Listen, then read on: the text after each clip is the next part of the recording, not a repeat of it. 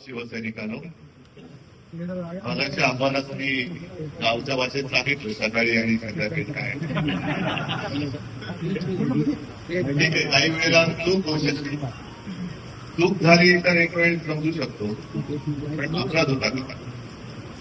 एखाद्या वेळेला राजाच्या भरात म्हणा, अनावधानाने म्हणा, चुकीचं पाऊल उचललं जाऊ शकतं, पण त्याच्यानंतर लक्षात आल्यानंतर तुम्ही सुधारणे केली. महाराष्ट्र नाही म्हटलं तरी आता आपला कोट याच्याकडे बघतोय, कारण तिकडे जी काय सत्तेसाठी साठमारी सुरू आहे.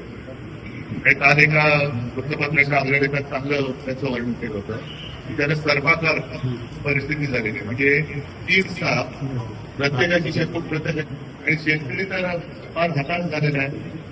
त्याला नुकसान भरपाई वगैरे तर थोडं काहीच मिळत नाही. आता त्याला न्याय आपण मिळून द्यायला पाहिजे. लढाई ही फक्त आता आपल्या शिवसेनेपुरती नाही, तर शिवसेना ही मराठी माणसासाठी, महाराष्ट्रासाठी आणि हिंदुत्वासाठी शिवसेना तो जो काही उद्देश होता, तो जो काही हेतू होता, तेच हे लोक हे म्हणजे आता तिकडे गेले दर्जामध्ये विसरले आणि सत्तेसाठी हे त्यावेळेला मी जे माझं कर्तव्य बजावायचं ते बजावतो.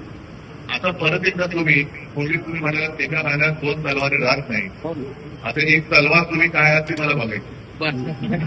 आणि काय तिला किती ठार लागले, 2-3 वर्ष नव्हतात तर माझी शिवसेनेची तलवार भारताला एका गंजले या काही दिवसात परत आला. पूर्णपणे बीड जिल्हा हा तुम्हाला कल्पना आहे. त्यावेळेला एक गोपीनाथजीच्या प्रेमाखातर आपण भाजपला तिकडे सुप्रमाप देतात. आता बीड जिल्ह्याची पूर्ण विल्हेवाट झाली, तिकडे कोणीच कोणाचा नाही. अशा वेळेला सर्वसामान्य जनतेच्या पाठीशी त्याच्यासोबत उभं राहणं हे आपलं कर्तव्य आहे. आणि मला खात्री आहे एवढे सगळे सरपंच आले, सगळे आता ती 2-4 पानं की एवढे सगळे जण तुम्ही शिवसेनेत परत आलेला आहात. तुमच्याकडनं माझी अपेक्षा आहे, तुमच्याकडनं जनतेची अपेक्षा आहे. शिवसेना तर मला पूर्वीपेक्षा जास्त वैभवशाली पाहिजेच, पण ती पूर्वी त्यांच्या वैभवशाली याचा अर्थ त्यांचा आपल्यासोबत आली पाहिजे.